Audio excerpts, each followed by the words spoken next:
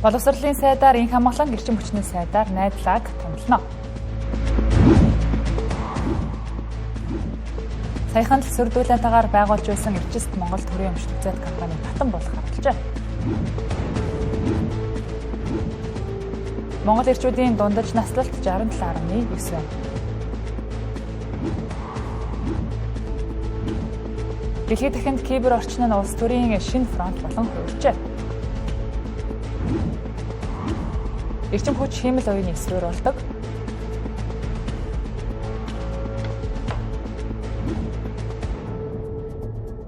Оройн төрөг үзэгчдээ Тэнгэр телевизийн 7 мэдээллийн хөтөлбөр эхэлж байна. Анхаарлаа хандуулна.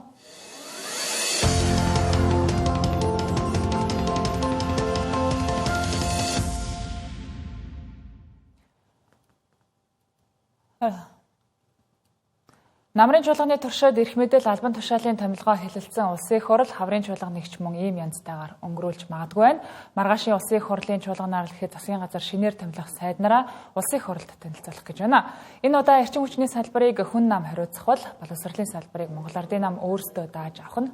За тодорхойлбол Чойжилсрынгийн оронд найдлааг, Наранбаатарын оронд инх хамгаалан томилохоор болжээ. Нийслэлчүүдийг гэрэлгүй, дулаангүй, харанхуй хүйтэн үйлчилснийхэн төлөө салбарын сайд Чойжилсранд хариуцлага тооцохыг олон нийт шаардаж байсан. Харин Наранбаяр сайдыг салбарынхаа төсвийг зөв тооцож чадалгүй, багш нарын цалинг будлаан туусныхын төлөө мөн л огцрох ёстой гэж олон нийт шүмжилж байсан. Зарим улсын хурлын гишүүдийн зүгээс энэ хоёр сайдыг огцруулах шаардлагыг ерөнхий сайд замдын шатарт өргүүлээд байсан. За энэхүү олон нийт шахаж улсын хурлын гишүүд шаардсанаар хаврын чуулган хэлмэгц энэ хоёр хүн өөрсдөө өргөдлөө өгцгөлөө. За ингэснээр маргааш ерөнхий сайд шинэ сайд нарыг улсын хурлд танилцуулах нэ. Боловсролын сайдаар инх хамгаалан зовсон цэрэнгийн инх хамгаалан гишүүнийг томилохоор ерөнхий сайд үндсэндээ бол шийдлээ гаргаж байна. За холбогдох ерөнхийлөгч бол их хурлаа зөвшөөрлөж танилцуулж их хурлаар маргааш хэлэлцэгдэх байх. Зам эрчим хүчний сайд дээр бас хүн намын саналыг үндэслээд ерөнхий сайд бас зөвшөөрөлцөөд найдлаа их хурлын гишүүн найдлааг бас томилохоор ийм шийдвэр гаргаж байгаа. Хараахан албажаагүй үндсэндээ өнөөдөр албачих байх. Наранбаяр сайд бол сайн ажилласан. Салбарын бодит цалинг өсгсөн, хөрөнгө оруулалтыг 2 дахин нэмэгдүүлсэн, мэдээж маш их эсэргүүцэлтэй тулгарсан ч гэлээ гэсэн 2026 оны боловсролын жил болгох зарлуулах бүх ажлыг хийсэн. Тэгээд энэ агуулгаар бол ажлаа бол амжилттай сайн хийсэн гэж бид дүгнэж байгаа. Тэгвэл энэ бол ингээд хариуцлага тооцоод тэгээд сольж байгаа зүйл биш гэж би бол хүлээж авч байгаа. Энэхүү олон нийтийн шүүмжлэлд өртөөд байсан Наранбаяр Чойжилсрын сайднаар танхимаасаа шахагдсанаар за одоо ерөнхий сайдын толгойн өвчин нь дэд сайд нар болоод байна. Гол чигүүргийн яамдууд дээрээ дэд сайд нараа авч үлдэж за бусдыг нь чөлөөлөх саналыг ардчилсан нам тавьсан ч за өнөөдөр нь хүлээн зөвшөөрөв байна. Харин засгийн газрын зүгээс ардчилсан намыг өөрсдөө санаачлан хуулинд өөрчлөлт оруулж засгийн газар дэд сайд нартайгаар ажиллана гэх хуулийн залтыг хүчингүй болгох гэх асуудлыг сөргүүлэн тавьсан байдаг. За үндсэндээ хуулийн өөрчлөлт оруулах хүртэл дэд сайд нараа ажилуулахаар Зандан шатрын засгийн газар гидэж байгаа юм а. Энэхүү эрчим хүчний салбарыг хүн нам хариуцах болсонтой зэрэгцэн эрчим хүчний компаниудыг нэгтгэсэн Эрчист Монгол компанийг засгийн газар татан болгохоор боллоо. Уг нь ганцхан жилийн өмнө энэ компанийг байгуулсан тухайн үед оюун эрдэнийн засгийн газар энэ компанийг л байгуулчих бол эрчим хүчний компаниуд нэгдсэн удирдлагаар хангаагдаж менежмент нь ч сайжирч зардал нь ч буурна гэж рекламдаж байжээ. Гэтэл эсэргээрээ Эрчист Монгол компани байгуулагдсанаар зардал буурах биш нэмэгдэж чиг үүргийн давхардал үүссэн гэж Зандан шатрын засгийн газар үзэж татан болгохоор шийдвэрлэжээ. Оюун эрдэнийн тэргүүлж байсан 3 намын хамтарсан засгийн газрын үед эрх мэдлэгөө хоцорсон Монгол Ардын намынхан гомдолдож ил талд хэрүүл уруул хийж хил ам таталж байсан нь нууц ш. Иймдээ чарга эзэн намын удирдлагууд нь намынхандаа зориулж албан тушаал зохиож ажлын байр бэлдэж өгсөн. За бүр төрийн өмчит компани хүртэл байгуулж өгсөн нь Эрчист Монгол компани. За 60 гаруй хүнийг ажиллуулж байсан энэ компани эрчим хүчний компаниудыг нэгдсэн удирдлагаар хангаж зардлыг нь бууруулж ашигт ажиллагааг нэмэгдүүлэх гол үргээ биелүүлж чадсангүй. За үүнийг ч Эрчист Монгол компанийг анх байгуулахаар яригдж явах үед нь салбарын эксперт болох их цэцэг гишүүн анхааруулж исэн. За гэсэн ч оюун эрдэнийн засгийн газар үүнийг үл тоож засгийн газрын тогтоол гаргаж Эрчист Монгол компанийг байгуулсан байдаг. Яавал энэ компаниудыг одоо бие даасан байдлыг сайжруулах уу? Цаашид өрсөлдөөнд одоо бэлтгэх вэ? Яавал энэ одоо төрийн монополийг багасгах вэ гэдэг тал руу бодлого хэрэгжүүлэхийн оронд дахиад нэг ийм төрийн өмчтэй компанийг байгуулна гэдэг чинь бол би бол үнэхээр бол энийг бол маш буруу алхмаа л гэж ингэж үзэж байгаа. Эрдэнэс Монгол компани зүгээр нэг ингэ төвлөрүүлчихсэн. Тэгээл нэг юм үйлчлэгээ үзүүлж байгаа нь тодорхой бас одоо хураамж аваа сууж исэн байна шүү дээ. Тэгэхээр яг энтэй адилхан ийм компани байгуулчих гээд байгаа юм биш үү? Энийг та нар эргэж хараач гэсэн асуудал тавьсан.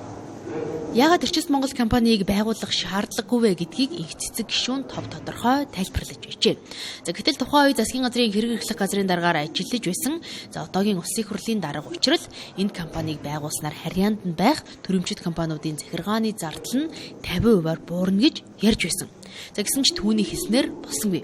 За захирлаар нь ажиллаж байсан амар төвшин хүртэл өөрийн хүсэл дээр ажилласаа чөлөөлөгдөх өргөдлөө өгсөн. За түүнийг өргөдлөө өгснөөс хойш 2 сар гаруй хугацаа өнгөрчхөөд байхад за дараагийн даргийнхын томилгоо яригдахгүй тагч байсаар үдих хүрсэн.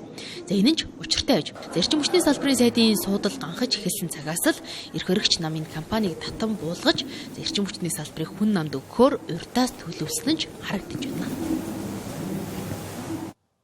Засгийн газраас хувийн нэмэлт тэтгэврийн тухай анхдагч хуулийн төслийг улсын их хурлд өргөн мэдүүлэхээр болжээ. Энэ хууль батлагдсанаар иргэд зөвхөн нийгмийн даатгалын сан гихгүйгээр 2 дахь их усүрээс тэтгэвэр авах боломж бүрдэх юм байна. Түүнчлэн төлсөн шимтгэлтэйгээ уялдаатай тэтгэвэр авах боломж бүрдэж, тэтгэврийн хуримтлал нь өвлөгддөг болно гэдгийг салбарын сайд хэлж байлаа. Хувийн тэтгэврийн хуримтлалд хамрагдах иргэдийн оролцоо бол жилээс жилд нэмэгдэж байгаа. Би сая хэллээ 130 гаруй мянган иргэн маань хувийн тэтгэврийн сан байдаггүй ч гэсэн одоо ялангуяа банкнууд дээр 130 мянган иргэн 70 гаруй тэрбум төгрөг төвлөрүүлчихсэн. Тэрнээсээ эхлээд тэр сангаасаа ихний хүмүүс нь тэтгэврт гараад эхэлчихсэн байж. Тийм учраас эрх зүйн орчин бий болох хүрээнд зохицуулт хийж байна. За хоёрдугаарт хувийн нэмэлт тэтгэврийн тухай хууль батлагдсанаар ажил олгогчид одоо хүний нөөцийн шинэ бодлого хэрэгжүүлэх, ажилтнаа тогтвор суурьшилтаа ажилуулах, нийгмийн хариуцлага хэрэгжүүлэх, бүтээмж нэмэгдүүлэх ач холбогдолтой мөн Монгол улс одоо тэтгэврийн сантаа болсноор дахиад одоо хөрөнгө оруулалтын шинэ их усүр бий болж байна гэсэн. Зөвхөн одоо нийгэм даатгалын санд гихгүйгээр одоо иргэн танд 2 дахь их усүрээс тэтгэвэр авах болцоо бүрдэж байна гэсэн үг. За энэ хуулиудын онцлогуд нь бол иргэдийн тухайд хувийн нэмэлт тэтгэврийн хуримтлал үүсгэх, хуримтлалаас сонгож нэг удаа тодорхой хугацаанд мөн насан туршдаа тэтгэвэр авах боломж үүсч. Хоёрдугаар энэ хувийн нэмэлт тэтгэврийн сан дээр байгаа одоо даатгуулсан мөнгөө нэг удаа бөөнд нь авах, нэг бол өвлүүлэх гэх зэрэг зохицуултуудын мөн хөдөлмөрийн чадвар алдсан тохиолдолд тэтгэвэр тогтоолох эрх нь үүсч байгаа мөн одоо нас барсан бол хуримтлалаа өвлүүлэх юм боломжтой одоо хуулийн төслийг өнөөдөр засгийн газрын оролдооноор хэлцэж шийдвэрлэлээ. Өнөөдөр улсын их хурлд өргөн барина. Ойрох дорндод дайн эхэлснээс хойш бараг 20 хоног өнгөрч байна. Энэ дайнаас үүдэн дэлхийн зах зээлд газрын тосны үн хурдцтай өсөж байна. Манай улсад ч мөн үнэ өсөх нь цаг хугацааны л асуудал болоод байгааг салбарын сайд хэд хэдэн удаа хэлсэн. Ийм дүүсэд байгаа нөхцөл байдалтай холбоотойгоор өнгөрсөн 7 хоногт үнийн зөвлөл хуралдаж 2 төрлийн зөвлөмж гаргажээ. За өнгөрсөн 7 хоногийн үнийн зөвлөлийн хурдлыг оролдуулж нэг бүтээгдэхүүн болоод бусад төрийн бас байгууллагуудаа зөвлөлдөх уулзалтаа хийсэн, зөвлөгөөнөө хийсэн. Энэчнээс бол 2 төрлийн зөвлөмж гарсан. Нэгдүгээрт нь бол 3 сарын багтааж одоо үн нэмэх асуудал бол доктортой байх талаар зөвлөмжөө хүргүүлсэн. За хоёрдугаарт нь Монгол улсад үйл ажиллагаа явуулж байгаа 17 банк Монгол банктай уулзалт хийсэн. За бизнес эрхлэгчтэйгээ уулзалт хийсэн. За манай яамны зүгээс энэ ондоо багтаагаад 150 мянган метр куб одоо нефт бүтээгдэхүүн хадгалах сав барихаар ажиллаж байна. За бид нар Орос улбооны улстай хийсэн гэрээний дагуу бол энгийн 92 гэж нэрлэдэг. Энгийн 92-ыг бол $705 12 сарын 31 болтол авах гэрээтэй. Тэгэхээр бол энэ одоо энгийн 92 дээр бол өнийн хэлбэлцэл бол харьцангуй гарахгүй. Гэхдээ энэ гэрээн дээр бол гэрээний нэг заалт нь сүүлийн 3 сарын дунд ч 30%-аас дээш доош хэлбэлцэл гарах юм бол энэ $705 дээр бол бас дахин авч аль нэгэн одоо засгийн газрын саналаар бол авч үзнэ гэдэг юм гэрээтэй. Зүгээр нойрон 3 сардаа бол энэ харьцангуй доктортой байна гэж ингэж хүлээлт байгаа. За бусад төрлийн одоо юун дээр бол мэдээ зах зээлийн зарчмаар өн өсөх магадaltaй бид нар бол хүлээлт үүссэн өдөр болгоныхаа мэдээг аваад тооцоо судалгааг хийгээд ингээ явж байна. Хөтөлбөрийн хэсэгт үндэсний статистикийн хорооны танилцуулсан эрчүүдтэй холбоотой зарим мэдээллийг товчоор хүргье. Монгол эрчүүдийн дундаж наслалт 67.9 байна. 2025 онд төрсэн нийт хүүхдийн 51.7% нь эрэгтэй. Улсын хэмжээнд хамгийн өндөр настай эрэгтэй 106 настай ахмад байна. Түүнчлэн аж ахуйн удирдах албан тушаалд ажиллаж байгаа нийт ажиллагчдын 59% нь эрэгтэйчүүд байна. Харин цэргийн алба хаасан байдлыг харах юм бол 18-аас 29 насныхан 17%, 30-аас 39 насныхан 41%, 40-оос 49 насныхан 59%, 50-аас 59 насныхан 77%, 60-аас дээш насныхан 87% байна. Хүн ам өрхийн мэдээллийн санд 2026 оны 3 дугаар сарын 17-ны байдлаар эр зэрэг нэртэй 44 хүн, эх орон нэртэй 5 хүн, эр хүн нэртэй 3 хүн, цэргийн баяр нэртэй, шин цэцэг нэртэй 3 хүн тус байна.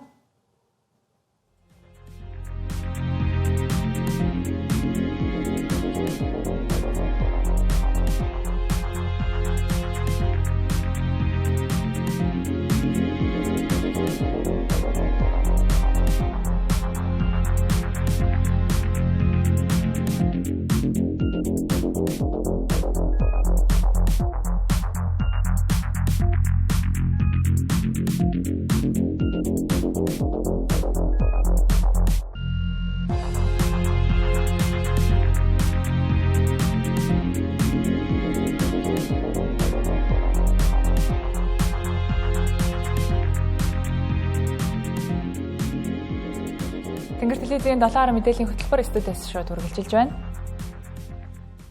Дэлхийд даяар кибер орчин сонгуульд нөлөөлөх олон нийтийн санаа бодлыг өөрчлөх зэрэгээр улс төрийн шинэ фронт болжээ. Хуурамч мэдээлэл, цахим халдлага, сошиал сүлжээний зохион байгуулалттай компанид ажиллана.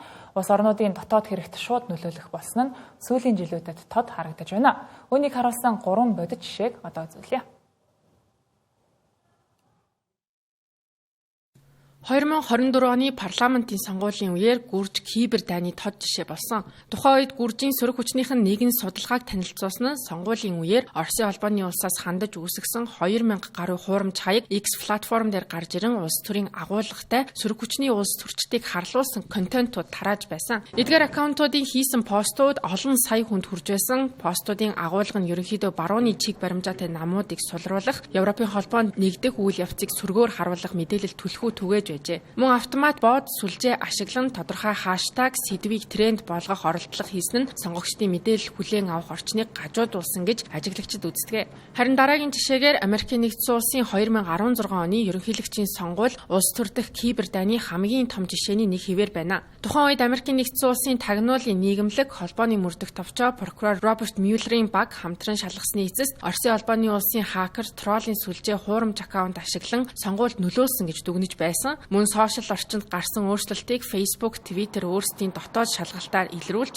Конгресс тайлгнасан байдаг. Оросын холбооны улстай холбоотой Internet Research Agency-г байгууллага Twitter, Facebook зэрэг платформ дээр 3000 гаруй сурталчилгаа байршуулж 126 сая орчим хэрэглэгчдэд хүрч байсан. Мөн арчилсан намын 60,000 гаруй имэйлийг хакердаж олон нийтэд задруулсан явдал нь сонгуулийн уур амьсгалд хүчтэй нөлөөлж байжээ. Үүнээс гадна олон мянган хуурамч аккаунт ашиглан нийгмийн хуваагдлыг гүнзгийрүүлэх, тодорхой нэр дэвшигчдэд давуу байдал бий болгох зорилготой контент түгэж байсан юм а. Дараагийн жишээ татах улс бол Франц. Франц улсад 2017 оны ерөнхийлөгчийн сонгуулийн өмнөхөн томоохон кибер халдлага болсон. Тухайн үед нэр дэвшигч Эммануэль Макроны штабын 20,000 гаруй имэйл баримт бичгийг хакердаж санал хураалтын өмнөхөн интернетэд тарааж байсан. Макрон Leaks гэж нэрлэгдсэн энэ халдлага нь сонгогчдын шийдвэрт нөлөөлөх зорилготой байсан гэж Макроны засаг захиргаанаас тайлбарлаж байв. Үүний зэрэгцээ сошиал сүлжээнд олон мянган хуурамч аккаунт ашиглан эвлүүлэг мэдээлэл тарааж Макроны нэр хүндийг унгаах оролдлого хийж байсан байна. Гэсэн хэдий ч Францын хэвлэл мэдээллийн хатуу зохицуулалт болон сонгуулийн өмнө цахим сүлжээ хэвлэл мэдээллийн сувгуудаар улс төртэй холбоотой контент гаргахгүй байх дүрм нь халдлагын нөлөөг тодорхой хэмжээнд хязгаарласан гэгддэг. Энэхүү эдгээр тохиолдлууд нь кибер орчинд явуулж буй нөлөөллийн ажиллагаа улам нарийсч тоон үзүүлэлтээр хэмжигдэхүйц хэмжээнд хүрснийг харуулад байна. Мөн олон мянган хуурамч хаяг сая хүнд хүрэх боломжтой мэдээллийн сувгууд нь сонгуулийн үр дүнд хүртэл нөлөөлөх боломжтой болж кибер дан өнөөдөр бодит геополитикийн хэрэгсэл болсон байна. Мэргэжлийн хэвлэл мэдээллийн хэрэгслүүдийн албан ёсны цахим хаяг тодорхойгүй шалтгааны улмаас хаагдах тохиолдол цөөнгөө гарах болжээ. Энэ олон нийтийн мэдэх эрх хэвлэлийн эрх чөлөөнд халтаж буй үйлдэл байж болзошгүй гэж салбарынхан үзэж байна. Мөн Монгол улсад хүчин төгөлдөр мөрдөгдөж байгаа хууль журмыг илт зөрчөөгөл ингэж хэвлэл мэдээллийн хэрэгслийн үйл ажиллагааг тодорхой шалтгаангүйгээр шууд боомлох нь дан ганц хэвлэлийн байгууллагын асуудал бус хэвлэл нийтлэх эрх чөлөөтэй буюу хүн бүр анхаарах хэрэгтэй асуудал юм а. Хамгийн сүүлд гэвтэл товч цэгмийн сайтын албан ёсны цахим маяг хаагдаж 10 гаруй хоног мэдээллээ түгээж үйл ажиллагаагаа явуулахад хүндрэл үүссэн жишээ юм а. За цахим маяг хаагдсан даруй цагдаагийн ерөнхий газрын кибер гэмт хэрэгтэй тэмцэх хэлтэс болон харилцаа холбооны зохицуулах хороонд мэдэгдэж алтан бичиг хүргүүлсэн байна. Улмаар кибер гэмт хэрэгтэй тэмцэх хэлтсээс тус сайт нь Монгол улсад мөрдөгдөж буй хууль журмыг зөрчөөгүй гэх алтан бичгийг Мета руу илгээжээ. Харин харилцаа холбооны зохицуулах хорооноос Метатай мэйлээр холбогдож 10 хоногийн дараа товч цэгмийн сайт хэвэн болсон. Чухам яагаад хаагдах болсныг харилцаа холбооны зохицуулах хорооноос тодруулахад Метад андуурал гарч хаасан гэх мэйл ирүүлсэн гэж тайлбарлажээ. Гэхдээ одоогийн байдлаар албан ёсоор мэдэгдээгүй ирсэн мэйлийг нь үзүүлээгүй байгаа юм байна. За ингээд шалтгааныг бид бол бас өөрсдөө мэдгүй байгаад байсан. Одоо ч бас тодорхой мэдээлэл байхгүй байна.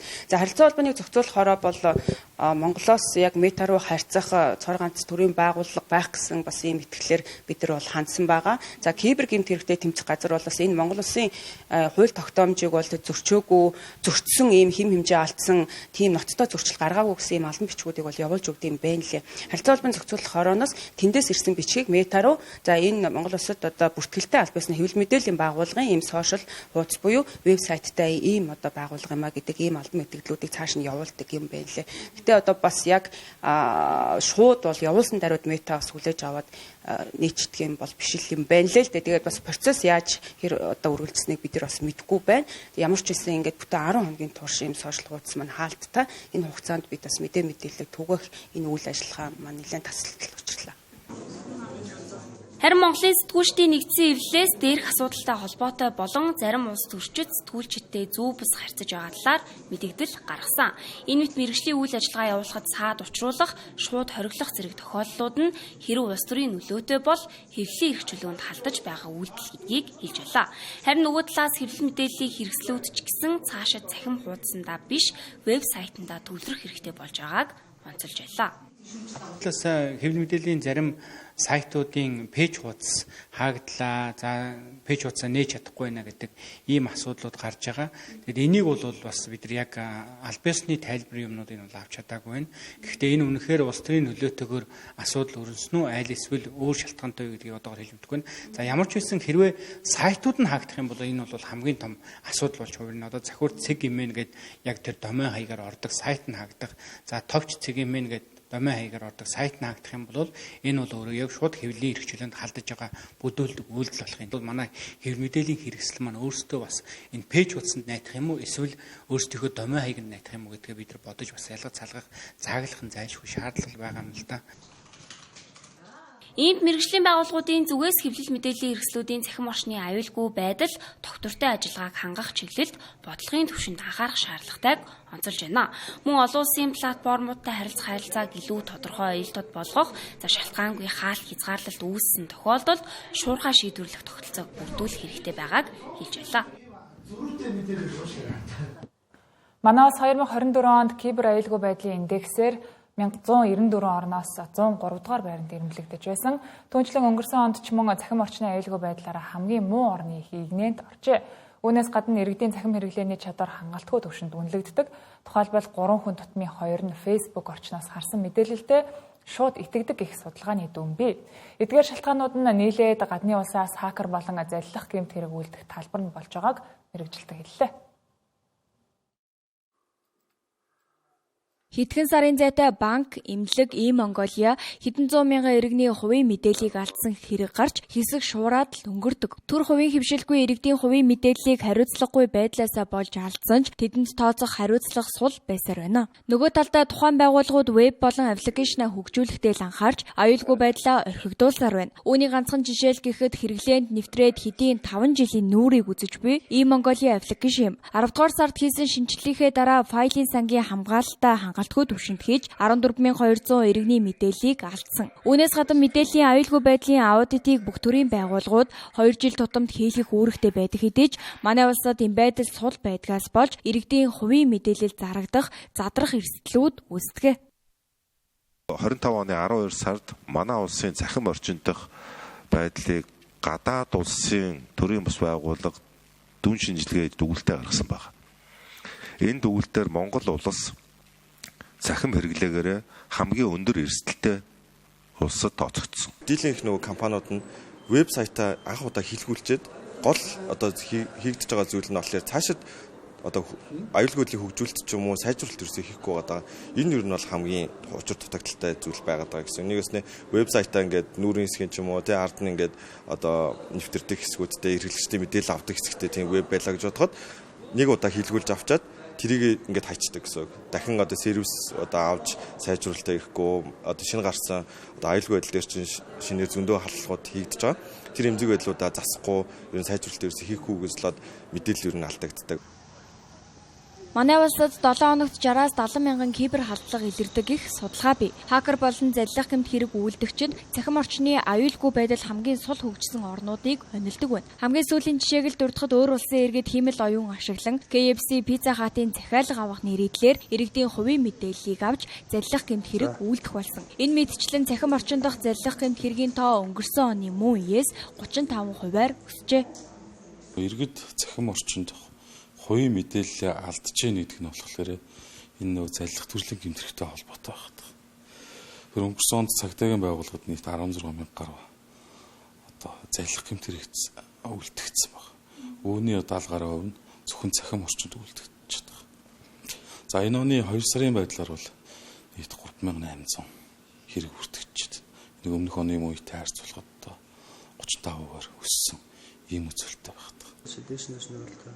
Цахим орчин дахь аюулгүй байдал хамгаалалт сул байгаагийн бас нэг шалтгаан бол тус салбарын хүний нөөцийн дутагдал болжээ. Ялангуяа иргэдийн хувийн мэдээллийг сайн хамгаалах төрийн алба, чадварлаг хүний нөөцийн дутагдалд орсон нь нэг шалтгаан болж байна. Түүнчлэн кибер аюулгүй байдлын чадварлаг боловсон хүчин бэлтгэх сургуулиуд хүртэл багшийн дутагдалд орсон болохыг холбогдох их сурвалж эхэллээ. Өөрөөр хэлбэл иргэдийн цахим хэрэглээний чадвараас эхлээд кибер аюулгүй байдлын боловсон хүчнээ сайжруулах шаардлагатай болжээ.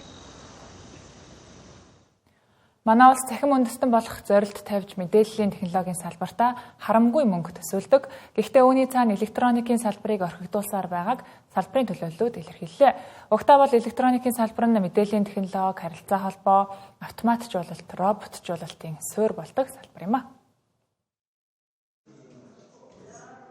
2000 оноос хойш импортын бүтээгдэхүүнүүд нэмэгдснээр манай улсад электроникийн салбар зогсож эхэлсэн. Одоо бол тухайн салбарын эрдэмтэд олон улсын хэмжээнд судалгаа, бүтээл хийх гэсэн ч тэдэнд санхүүжилт олдгоо болсон гэлээ. Угтаа бол тэд нараар цахилгаан болон дулаанаа шийдэх боломжтой эрчим хүчний технологиг 3 жил туршиж, ашиглахад бэлэн болгож, үүнийг шинжлэх ухааны академийн шин байранда ашиглаж байна. Өөрөөр хэлбэл төвийн дулаан цахилгаанд холбогдолгүй үүнийг ашиглаж байна. Өөрсдөө ашиглахаас гадна улсдаа нутагшуулах саналыг удаа дараа засгийн газарт тавьсан ч тэдэнд дөрвтэй хариу өгөөгүй гэлээ. Электроникийн салбарын эрдэмтэн судлаачдын хийсэн бүтээл судалгаа дүн шинжилгээг төрөөс дэмжихгүй байгаа нь эндээс харагдаж байна. Уг нь бол олон улсад электроникийн салбарыг эрчим хүчний суурь болгон хөгжүүлж ашиглаж байхад манай улс энэ салбараа тоохгүй орхигдуулжээ. Цахилгаан эрчим хүчээс гадна халаалтын системийг шийдсэн тийм системийг бий болгосон. Одоо манай энэ байрны дээд талд нэг төвийн шугамаас салгаад зөвхөн нарны одоо эрчим хүчний тусламжтайгаар эрчим хүч болон дулааныг шийдсэн. Тэгээ энэ шийдлийг бол хэрэгжүүлэх, нутагшуулахад бол шинжлэх ухааны үндэсний бүрдийн тавилаа одоо эхний 7 хувилбарыг нь 7 газар бол хэрэгжүүлсэн. Одоо энийг цааш нь үргэлж нутагшуулах бол засгийн газрын санхүүжилт хэрэгтэй. Түүнээс биш бол шинжлэх ухааны шийдэл бүгдийг манайх бол хийсэн байх шийдвэр.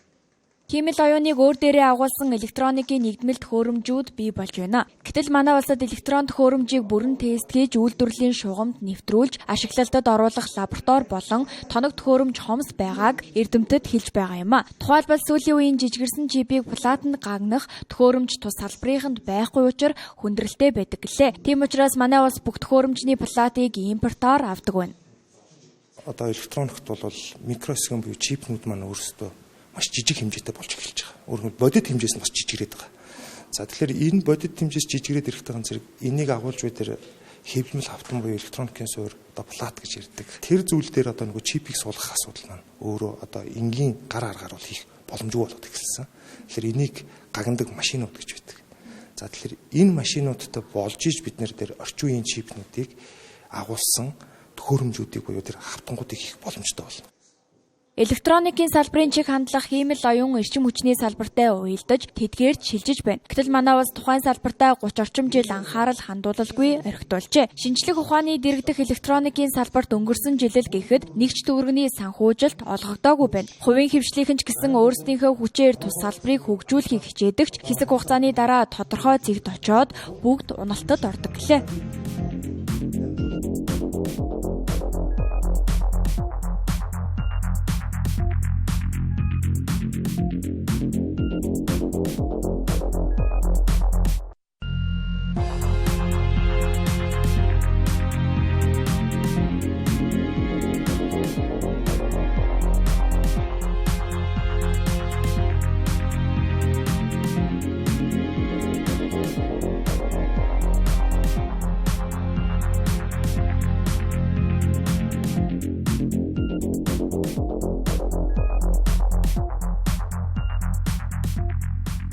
Тэнгэр телевизтэй хамтагаад баярлалаа үзэгчдээ 7 мэдээллийн хөтөлбөр үргэлжилж байна.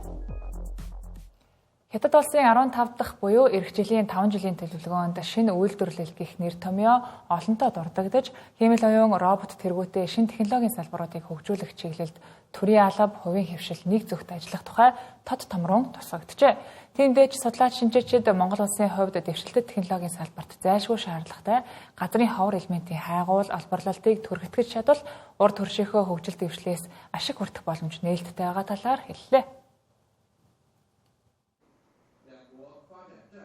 Өнгөрсөн 7 хоног Хятад улсын хувьд тун чухал цаг үе байлаа. 5 жилийн төлөвлөгөөг улсын хувьд энэ жил Хятад улс 14 дахь 5 жилийн төлөвлөгөөний хэрэгжилтийг дүгнэх эх 5 жилийн буюу 2026-аас 2030 оны хоорондох эдийн засаг нийгмийн хөгжлийн төлөвлөгөөг эцэслэн баталсан. Үүний зэрэгцээ 2026 оны дотоодын нийт бүтээгдэхүүний өсөлтийг 4.5-аас 5% интервал руу буулгасан нь 1991 оноос хойших хамгийн бага түвшин болоод байна. Гэхдээ ингэж бууруулсан нь шинэ үйлдвэрлэл тулгуурласан чанартай эдийн засгийн хөгжлийг зорж буйтай холбоотой. Ингэхдээ дэлхийд дахинд гарч буй технологиудыг хөгжүүлэх, дэд бүтцийн бүтээн байгуулалтыг нэмэх чиглэлд төлөвлөгөөний ихэнх агуулга төвлөрсөн байгаа тул Монгол улсын хувьд олон боломж нээгдэх талаар судлаачид ярьж байлаа. За Хятад улс өөрөө 20 их $8 тий. Тэгэхээр энэ дотор өвөр Монголын эдийн засаг өөрөө $360 тэрбум. Тэгэхээр Монгол улстай хамгийн урт хэлж байгаа тий Хятад улс нэгдүгээр төр.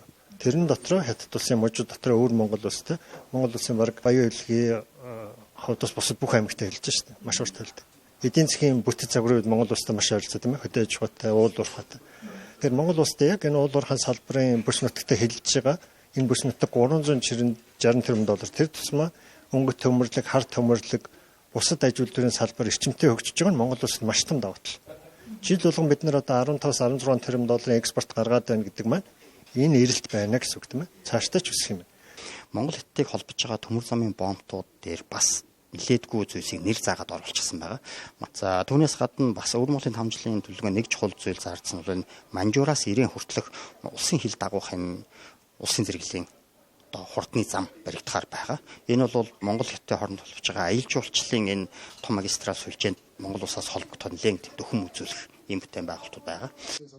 Эдийн засгийн хөгжлийн цаана байгаль орчинд учруулах хор хохирол үлдэх учиргүй. Хятад улсын нүүрсний экспортын 90-ээс дээш хувийг авдаг Хятад улс эх жилүүдэд зүгээр нэг импортлох бус нүүрс олборлолт, тээвэрлэлт зэргийг байгальд ээлтэй эсхийг шалгаж стандартаа нэмэхээр төлөвлөсөн байна. Ногоон эко хөгжих 2060 гэдэг бодлого бас төлөвлөгөө тавьсан.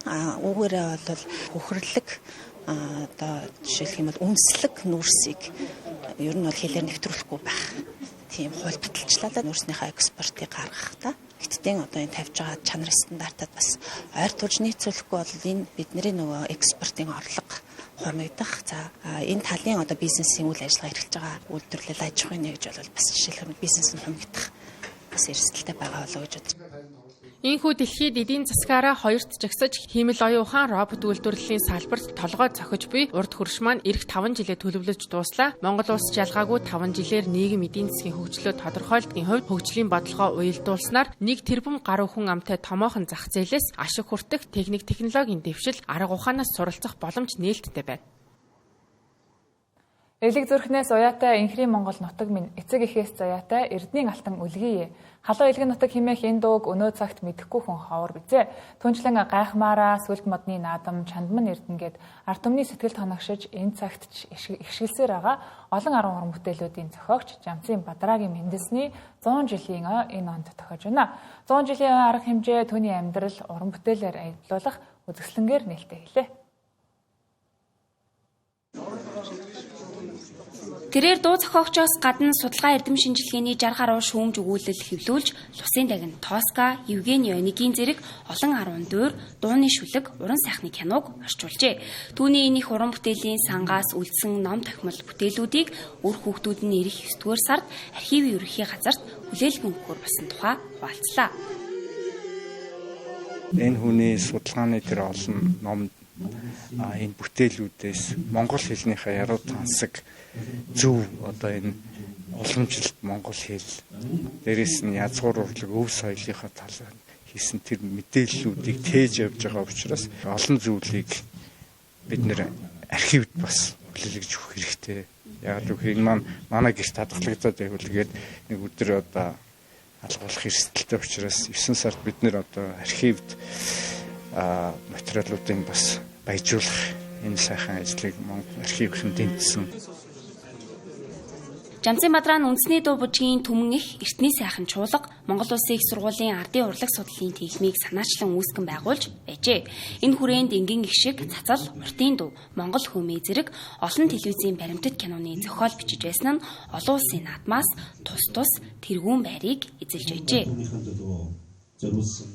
Энгийн их шиг гээд баримт киног бүтээсэн байдаг юм аа. За энэ кино нь бол дэлхийн одоо олон улсын кино наадмаас шагнал авч байсан ийм кино байгаа. Тэгэхээр Монгол ах хуйг, Монголын одоо мал аж ахуйг өөрөөр хэлэх юм бол одоо ботгоо голсон энгийг хуурын эгшгээрээ уйруулад ботгыг нь авахулж байгаа тухай ийм кино байдаг. За энэ бол одоо дэлхийн олон улс орны анхаарлыг татсан, Монгол өв соёлыг харуулсан ийм сайхан кино байдаг юм аа.